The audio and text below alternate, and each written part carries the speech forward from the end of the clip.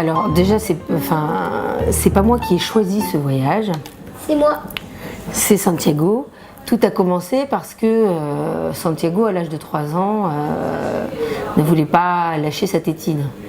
Donc du coup, je lui ai dit, écoute Santiago, le jour où tu décideras d'être un petit garçon, tu arrêteras les couches et la tétine.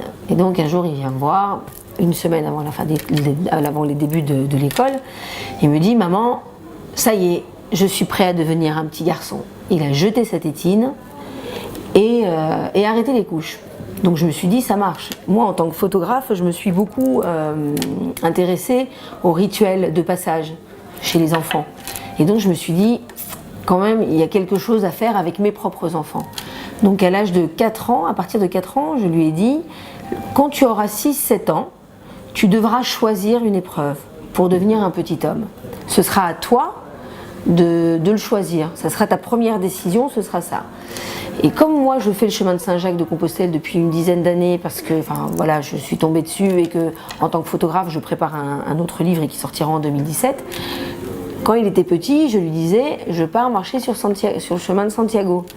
Et donc Santiago au téléphone me disait maman est sur mon chemin. Donc un soir il vient me voir à l'âge de 7 ans, il me dit maman ça y est, je sais ce que je veux faire, je veux aller marcher sur mon chemin pour mon passage de petit homme. Il y a eu des moments difficiles et des moments faciles. On a déjà fait 39 km, alors je sais pas ce qui pourrait nous arriver. J'ai aimé quand j'étais en train de regarder les aigles, j'ai aimé quand on était monté dans un tracteur, j'ai aimé quand j'ai vu les aigles et j'en ai porté sur mes mains. Enfin, j'ai aussi aimé voir des petits copains un peu partout. J'ai aimé quand on a vu des piscines, enfin plein de moments. Au début, j'ai proposé à Santiago de passer que le passage des Pyrénées. Il m'avait dit, on était parti sur cette idée. Et puis un jour, il vient et il me dit, maman, moi j'ai pas envie de faire le passage des Pyrénées, je veux aller jusqu'à Compostelle. Et le truc, c'est que moi je répète à mes enfants, donc j'ai un deuxième enfant qui s'appelle Leandro, depuis tout petit, je leur répète, difficile n'est pas impossible. Donc c'est un peu dur pour moi de dire à mon fils, non, c'est impossible pour toi d'aller jusqu'à Compostelle. Donc je lui ai dit, on y va.